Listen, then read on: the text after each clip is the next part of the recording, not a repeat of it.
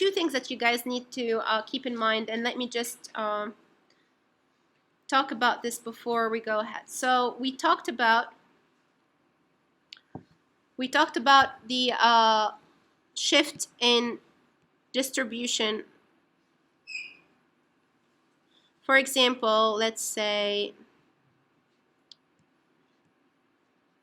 this is the training data.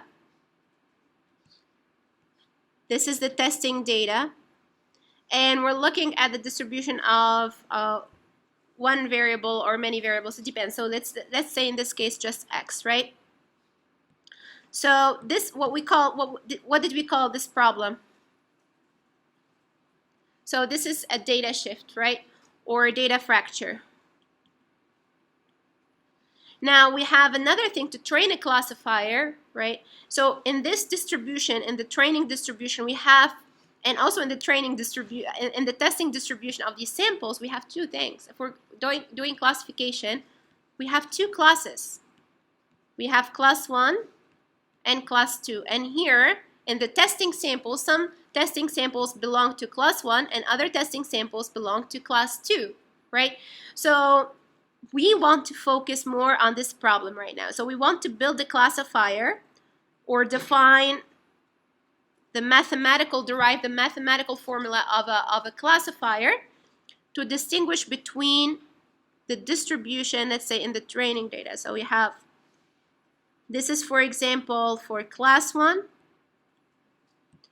and we have the second class, which is class 2. So we're looking not at the problem of the data shift that we saw before, but which we can explore by plotting the distribution of a specific feature or a set of features for the training samples alone, and then for the testing samples independently. But now we're looking at the classes, right? So we want to look at the distribution of features and see whether they overlap, they're separable, they're linearly separable, maybe non-linearly separable. Do they have a single peak? You know, what are the characteristics of their distribution? Because if we understand this, we can easily learn which kind of classifier we need to build to kind of, you know, separate or classify those samples. Okay? So now these are completely different things, but the concepts are similar. Okay? You guys got that. Now let's look at this case. So what do we have here? We have these are the distributions of our samples in class A and class B. So we have two different classes. You can think of this as plotting two features because it's in 2 dimensions, right? So you have your Gaussian curve, you pick you project, you create your level circles and project them. And you can see in this space what we have. These actually, if they locate this way, they're very nice. They're separable. But what if we have something like that, right? Which might happen. So if you plot these two distributions, overlay them in the same space, they might overlap. So building a classifier to distinguish between these two classes might be very challenging. So we're going to look at that right now.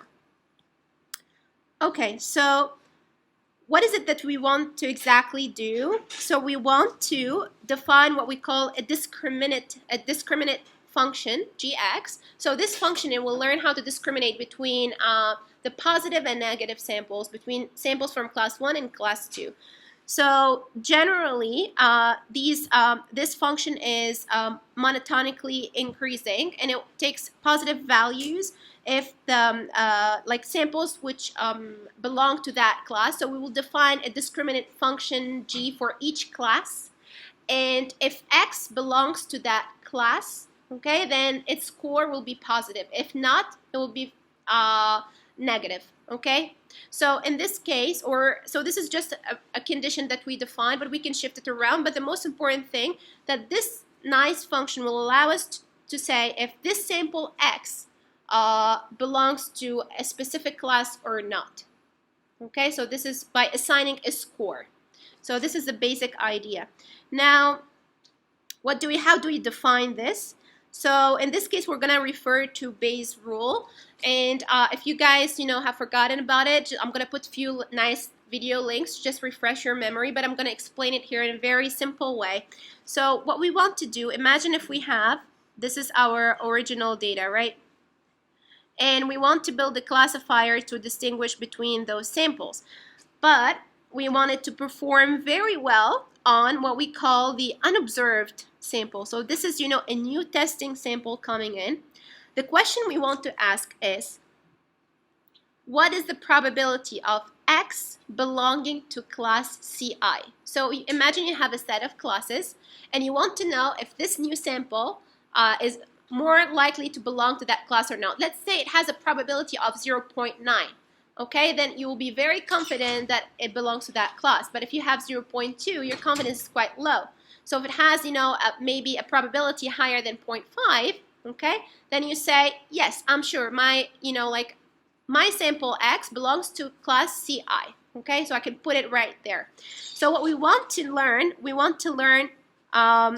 this discriminant function, or also here referred to as a probability. Okay. So what is this? Is basically it tells you if this new sample, it belongs to class I or not. What is the likelihood? What is basically the probability of this sample belonging to class I? So we write it like this way using Bayes' rule. So we have the conditional probability, what we call also the posterior probability. What does this mean? How do we read this? We say this is the probability of getting label CI given the observation X. So let's say we have a new observation X. What is the probability of getting the label CI, which means it belongs to class CI? So this is what we want to compute. If this probability is high, we already know the score. So GIX is 0.9, it belongs to that class, okay? Now, how do we decompose this probability? How do we compute it? We use what we call the Bayes rule. So in this case, we have a product between the probability of X given CI. So this is what we call the likelihood of observing X giving class CI. So giving a specific class, like, the class of dogs, what is the probability that the next sample will be a dog? Okay, so this is what we're asking. It's the reverse question. Okay, so this is we call the likelihood of observing X given class CI. And what we have, the simple thing is this is quite simple, the prior distribution, or the probability of belonging to a class CI. So this is the probability of a class, so let's say we have two classes, dogs and cats, okay, and we have 50 samples in the first class and the 50 samples of the second class. So both classes are equal, right?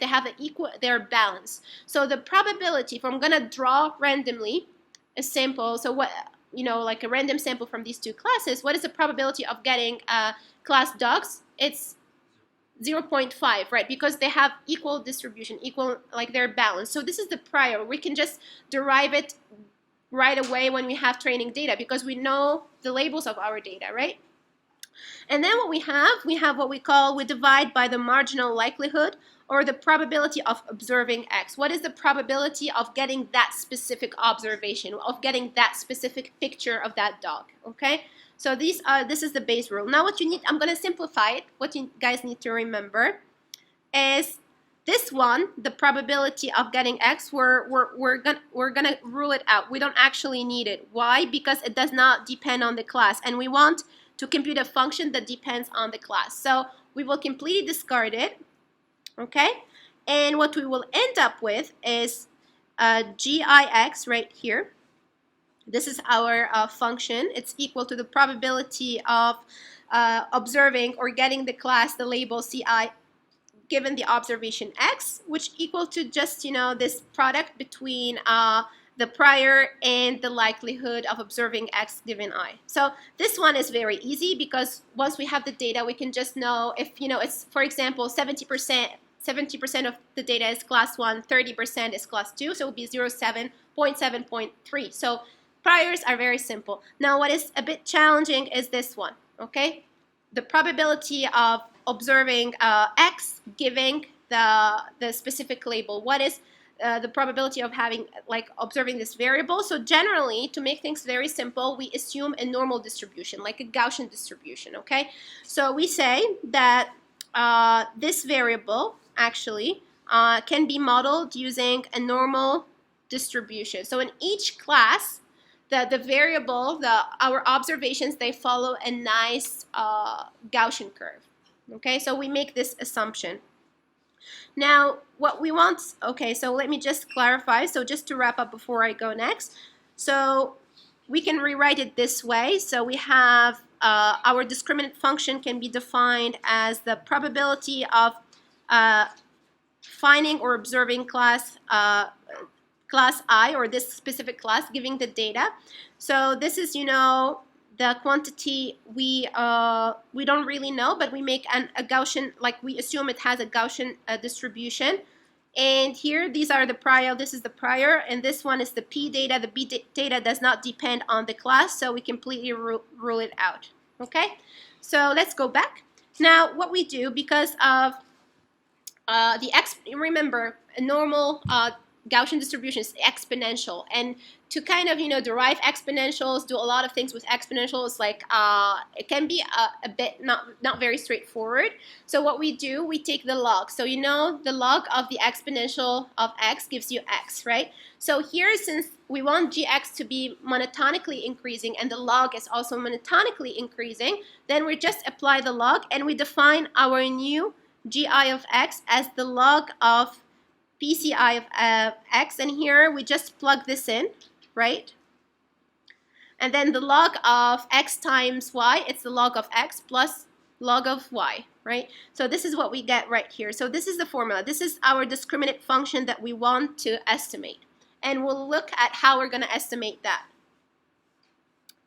So right here, we suppose that the conditional class density is a Gaussian distribution, is a Gaussian or normal distribution with a mean mu I and a covariance matrix sigma I. And then what we do, we define this conditional probability of x given Ci using this function. So this is exactly what we saw before. Nothing has changed, guys. Okay, so it's exactly what we saw. It's what we drew. It's all the covariance of it's the covariance, covariance of our of the features in our data. And here, it's simply we will expand more on it. So we will apply the log. So what we look here, what we are looking at. So this is the covariance of the data belonging to class I. But what we saw before is just the covariance.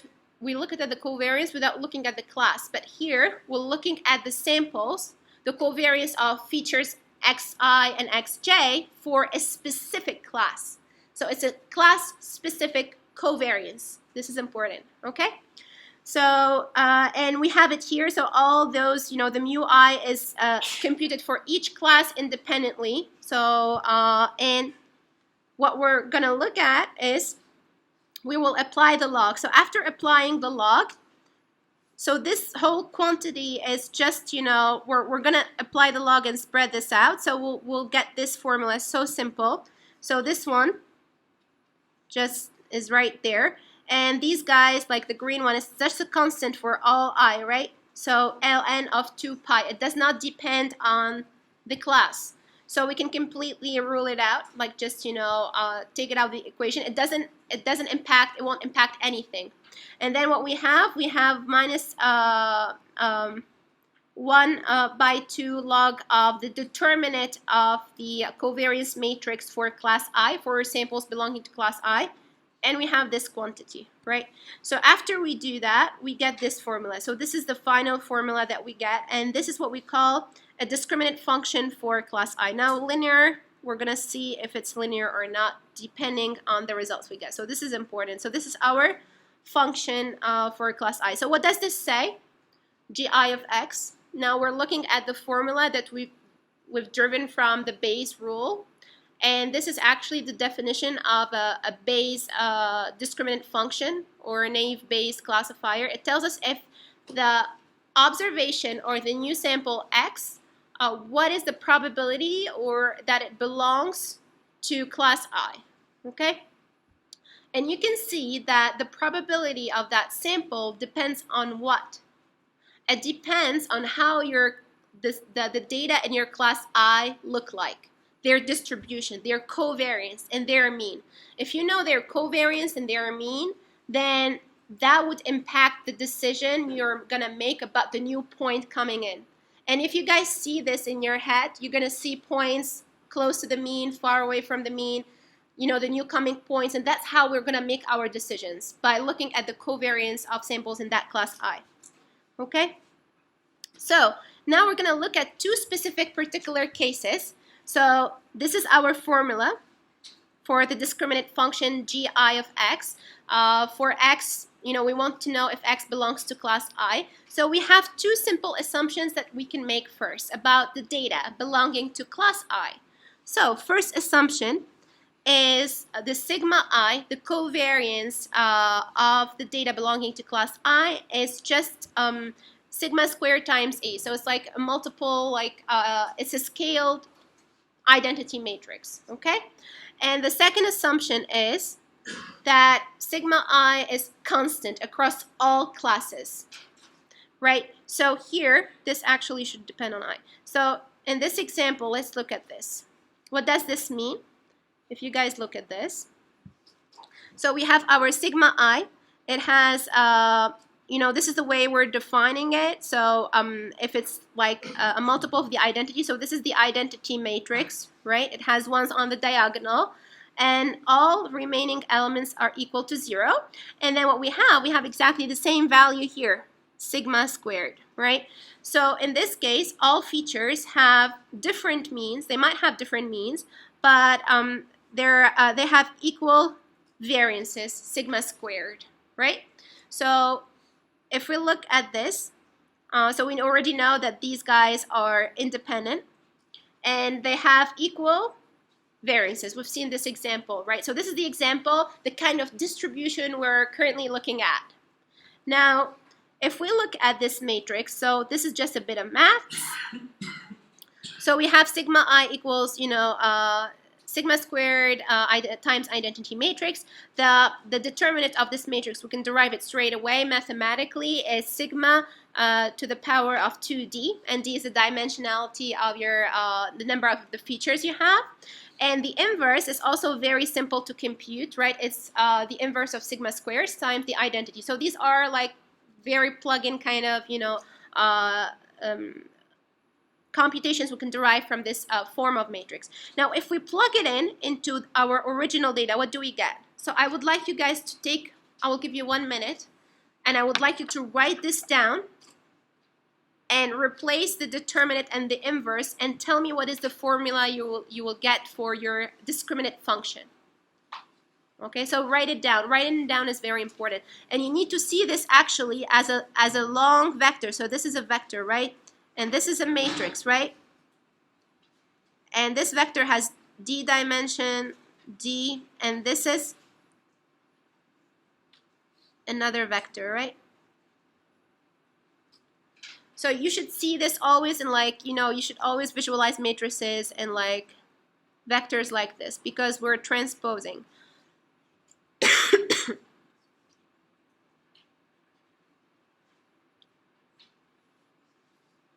It's quite simple, so just, you know, replace those, plug them in, and you're going to get the formula for your discriminant classifier when you're having a covariance proportional to the identity matrix.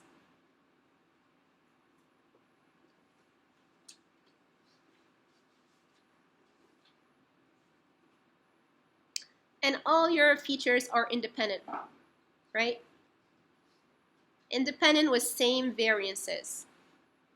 That's the assumption we make about each class I.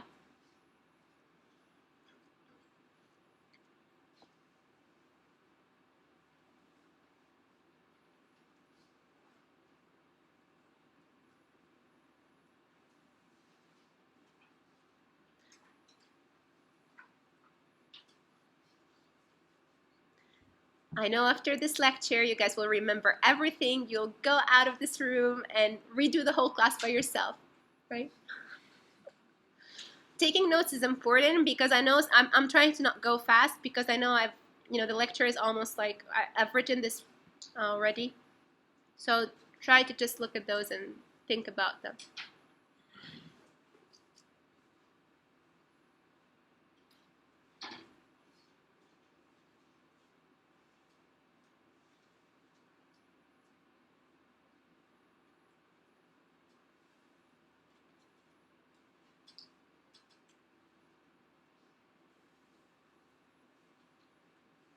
But, I think the most important thing to get from this lecture is looking at the distribution of your data, right? It's very important. Like, it tells you about how to classify. You can define, the mathematical formula for your classifiers depending on the distribution of your data, the variance, the covariance, the how it is spread out in the space, because that is first important to learn what kind of learner or machine learning method or supervised learning method to use, because we're gonna see here in some cases you can use a linear classifier, but in other cases, if the covariance is too complex, a linear classifier will not be able to tease apart the distribution, the different classes, or distinguish between them. So you need a nonlinear classifier. So visualizing the covariance, trying to look at the features. I know you might have a very high dimensional vector with D features, but try to think about that, right? Try to play with it, with the concept. Think about distributions, about probability, about how these are related, features are related to each other within each class, but also across classes, but also across, training and testing samples. So you have many things to think about, and each thing has its own challenges and its own solutions. They might overlap in concept, but derived solutions might be slightly different.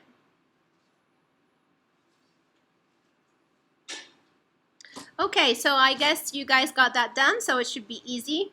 So this is what we're getting. So if you plug that in, this is a constant, so you can see it's a constant, so we can completely remove it. And what we're going to end up with is this a nice dot product, because this is a constant too, so we can move it right there. Okay, so this is a simple dot product, xtt, in linear algebra, and this is log of the prior for class CI. And this is actually how we can write this. This is what I call an L2 norm, and should be squared right there. So here, this is the norm, or the difference, the distance between your features and their means. So very simple for class CI, and this is the prior for class CI. So right here, we have a very nice definition of the discriminant function for x. So let's look at this. So this is our discriminant function. So it's the distance. You can see what influences this function is two things, right? First thing is the mean for the features in that class I, and the second thing is the prior, the balance. Is it balanced data or not? Is it like 50% label 1, 50% label 2? Is it like 70-30? This will impact the value or the observation, the value you're getting for the score you're getting for X, okay? So now we have two cases right here. So the first case, if we have the priors are equal, which means, these are balanced classes, so maybe 50%, 50% in this case. So in that case, we can completely remove this because it becomes a constant, right? So it's equal to a constant 0.5. So it doesn't vary. So when we remove it, so I want you to picture this in your minds, guys, because if we say g1 of x equals something, okay, plus 0.5, and g2 of x equals something, okay, plus 0.5, it doesn't matter. All that matters to distinguish between them is this something, okay? So you just retrieve it. It's just a constant, so you just remove it. Now, if we do that, we will end up having this. So you can see your whole classifier just depends on one thing, just the mean. the mean value for that class, for that specific, for your set of features. And here you can say these are the mean values, mu1 for class 1, mu2 for class 2 and 3. So this is what you computed. And how do we classify the new points? A new point, a new observation x. How do we classify it? Just by looking at the score you might get. But remember, this is a monotonically increasing function. That's why we added the minus, because this is, you know, basically it's the distance. Distance, it means the smaller, the better. But we want it to be the higher, the better, right? So we added the inverse, -1. So how do we classify a new point x? Anyone? Guys?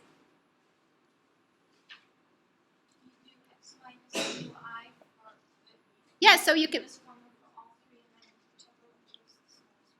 The smallest one, because minus the smallest is the highest, right? So then we're going to get the highest score for, in this case, because this is closer to class 3. So G3 of x will have the highest score. So x will belong to class 3. Okay, so simple, right? Okay, you guys understand or not? Yes, you do? Okay, good. Because I can read your mind sometimes. Okay. Now, the other case is quite,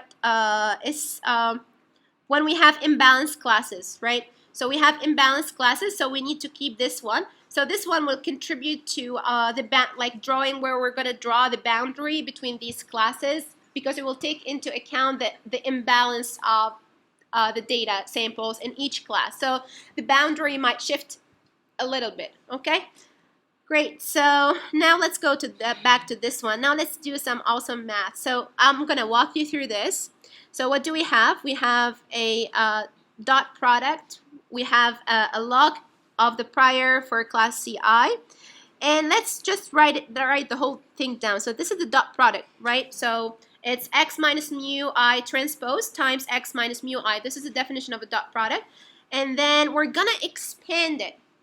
Very simple. So if we expand it, I guess you guys, all of you know this already, but I'm going to go over it. So here, since we have a transpose, so x transpose x, so that's xt x, that's what we get as a first element. Then xt mu, so xt mu right there, so it's minus, right? And then minus mu I tx, and then plus minus times minus plus, so plus mu I t mu. Right, very simple. We expanded it, and what we notice that this guy is constant. Xtx is constant in I, right? So we can completely take it out, and then what we end up with is these actually are the same. So mu I tx is equal to xt mu I. So that's the definition of a distance over dot product. So we're gonna get this function, and then if we group them all together in terms of in x's. So we will get this formula and this constant. So this nicely blends into this classifier. So what do we have? We have a quantity omega I transpose. So that's a long vector, right? It's a transpose vector. And it is linear in x. So we multiply it by x. So we say it's linear in x. And this is your vector. So here what we're getting, when we multiply omega I transpose by x, we're going to get a scalar because it's a dot product. And we have another quantity constant in x, right? So here is what we get for this function. This is our linear discriminant classifier because it is linear in x. So this is very simple. Like if you guys remember, y equals ax plus b. It's just a line. Right? So you can see that. And how do we get the linear discriminant function line? How do we get the line that separates between class 1 and class 2? We solve this problem because at the boundary, all these green dots, they belong to both classes. So we want to solve for that one to find the boundary between these two classes. So to do that, we can solve in 2D, so we're going to have lines in 2D, planes in 3D, and if it's a higher dimensional space, that's we call it the hyperplane. And this is a real example. So let's look at this example. So let's say we have 3 classes. Each is drawn from a Gaussian two-dimensional Gaussian distribution. These are the mean value. So we have two features, right? This is the covariance matrix, and the covariance matrix is equal to sigma squared times the identity. So 3 times identity, that's our covariance matrix for all classes, is the same. And we have our priors. So here we can see that for class 1 and 2, we have 1/4, and half of them belong to class 3. So we can see the data is not balanced across these 3 classes. And when we sum up the priors, they should add up to 1. Okay, so like 1/4 plus 1/4 plus half, that's 1. And this is our discriminant function. So what I would like you to do is try to solve to find define the discriminant function for all of those for using these cases, right? For this scenario where we have the mu and the sigma, I would like you to plug that in and try to find your discriminant function. So let's look at this case where we have our mu's. And this is actually what we have driven right from there. This is our simple linear classifier. And it should be quite easy to plug it in. So sigma squared here equals 3. So you can plug it in very easily, right? So what is going to change when you're writing these formulae down? What is going to change for G1x, G2x, and G3x? It's the I, right? So it's quite simple to do it. And you're going to just, change using those. So it's quite simple. So I'm going to just probably move forward because we have more complex thing to solve. So this is exactly what we're going to get. But here, you need to remember that this is a transpose of a vector, right? So it's a vector transpose. And what you're getting, so you need to transpose for mu1. What is mu1? It's 1, 2. So when you transpose it, it's like that. So this is what we've written here. And this is mu2, mu3. So it's quite simple to plug it in. And when you write it, you need to write it this way. Okay? Cool. Let's move next then. So this is more interesting. So what we want to find out the borderline, the boundary between the classes I and J. And in this example, we will try to compute the line, like to find the line parameters that separate between class 1 and class 2. So what are we going to do? We write, this is G1x, okay? And this is G2x, and we will solve for this problem. We will try to solve. Now, something very important. Guys, keep this in mind. This is a vector, right? What is x? X is also a vector. It has how many features? 2. So x here is equals x1, x2. It is a vector, right? So right here, so this is just a constant. You just compute that. And then what you can do, you can group all the x's together. So this is actually your x that we expanded right here. Okay? So group them together so we can move things around. So move this right there. And we're going to get this, right? So it's quite simple. So 1 minus 4 minus 3. 2 minus 6 gives you minus 4 and divided by 3. Okay? So that's quite simple. I think all of you get this. And what we get after we expand this, so remember, this is a dot product, right? So it's a dot product, so we will multiply minus 3x1, so, and then minus 4x2 divided. So this is 3 divided by 3, so it will be 1. So minus 1. Minus 4 by 3, so this is what we get for x2 equals what? Equals that. So this is the equation of our line. And we got it, right? So it's like it blends into y equals ax plus b. So this is, your y can be your x2, and your x is just, your x1. So you're going to plot the line of x1 against x2. So if you do that, we're going to get the first line, right, that separates which classes, guys? Class 1 and class 2 in this case. So, and we found our line. So samples will be located that way. Now we're going to solve it again for G2, G3, and G1, G3. So we'll try to find the linear line that separates between these classes, and, which is more important, we're going to find where all these three lines meet, their meeting point. Okay? So if we find their meeting point, we're going to solve this simple problem, G1x equals G2x, G3x, now that we have all the lines. And we can find that x1 is equal to 1.4, right? 1.4 here. And the other one, x2, should be equal to 482, if it's a two-dimensional space, for example. Okay, you got that? And you can see your three lines, three discriminant lines.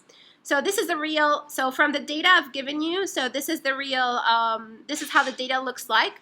The covariance, the distribution, the lines, and the sample. So you can see that if we plot the, in this case, if we plot the distance, the line that joins the two means of class 3 and class 1, then the discriminant, the classifier line is actually, it's perpendicular to the line joining both means in this particular case. And this is actually a nice, so do you think, guys, it's easier to separate, which classes are more easier to separate or classify? Just looking at those distributions. Class 2 and 1, yes, class 2 and 1, and maybe you think also class 2 and 3, right? But if you look at 1 and 3, these are harder to disentangle because their distributions overlap.